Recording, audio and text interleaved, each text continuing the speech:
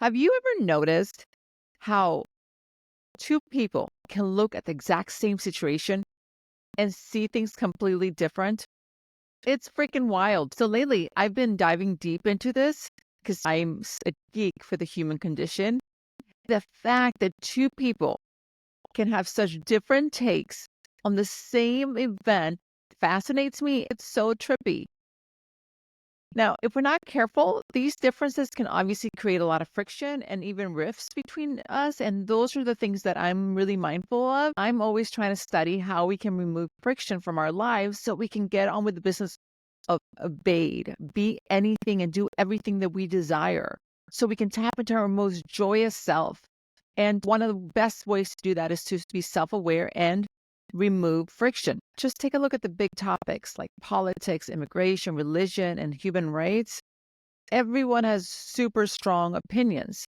And while I'm not here to debate or change your mind on your opinion, I am here to say that as a society, we are never, ever, ever going to be able to solve for those big, massive issues.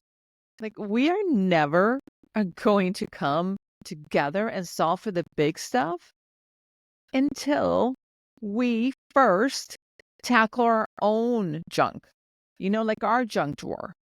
And in our junk drawer is our dailies. And in our dailies is where we have these daily interactions.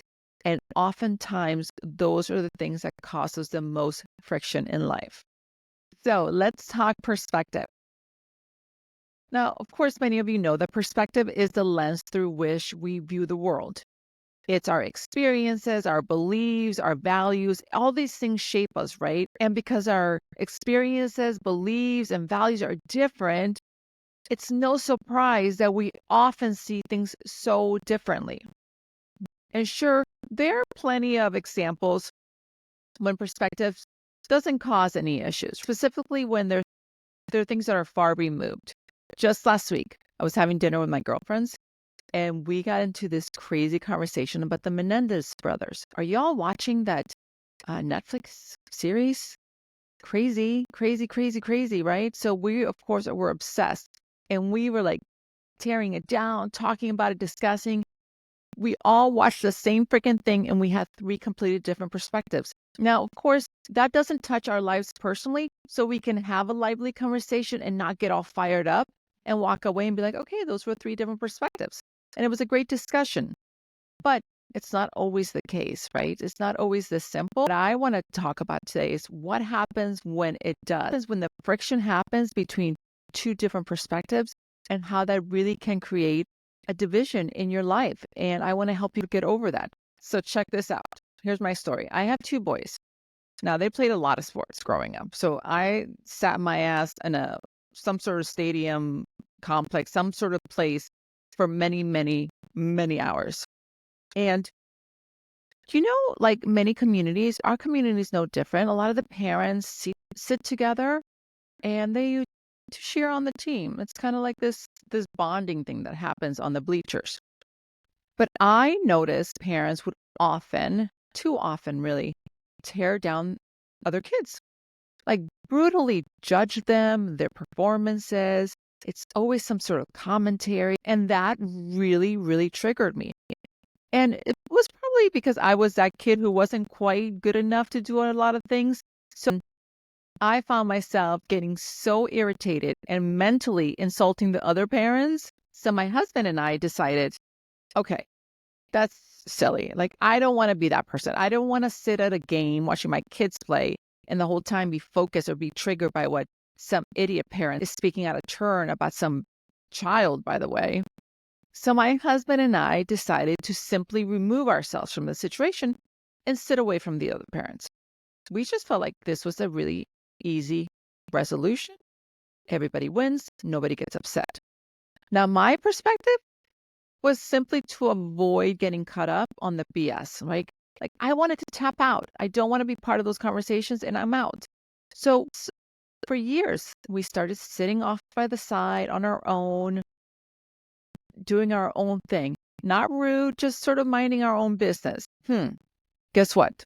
The other parents, when they saw that year after year, Their perspective, hey, look at the Curtises.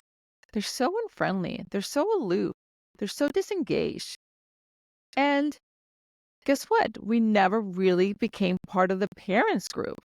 For them, we were complete outsiders, even though our kids played sports together.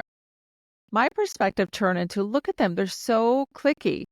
And their perspective was like, gosh, the Curtises are just not friendly people. They are never part of the community.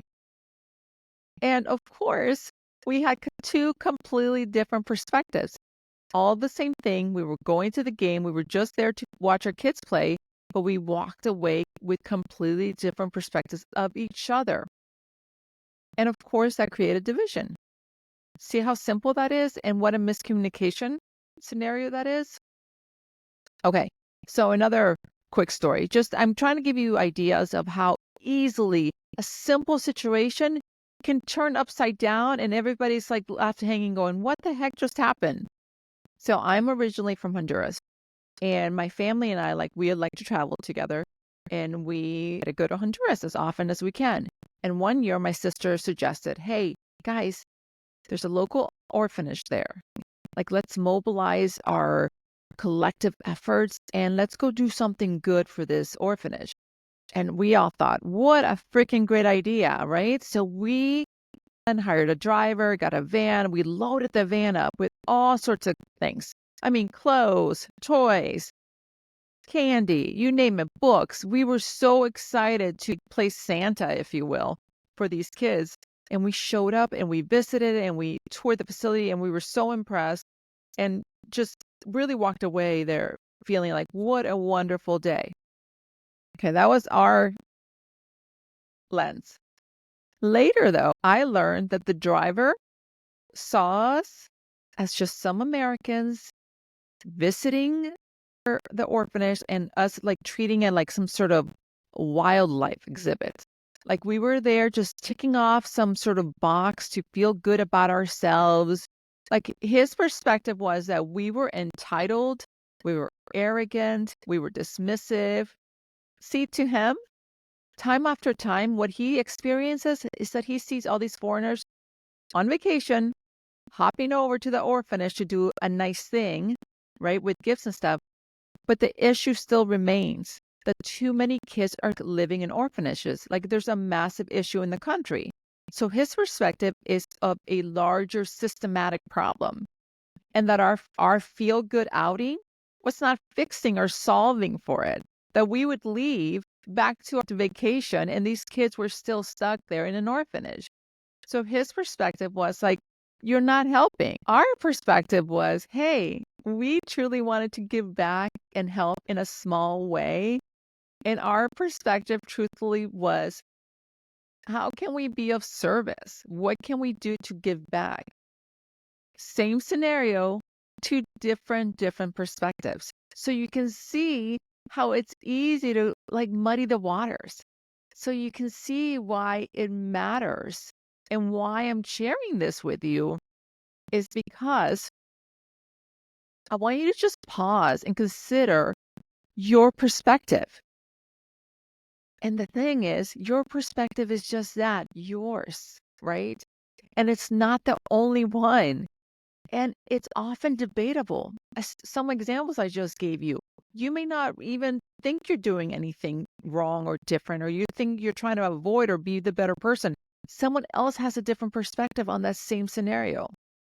Now, I'm not here to change your mind on some like massive issue, but I do want to plant a seed of self-awareness because I believe the self-awareness is a total game changer. And honestly, we often trip up as humans, mostly, in assuming that our perspective is right.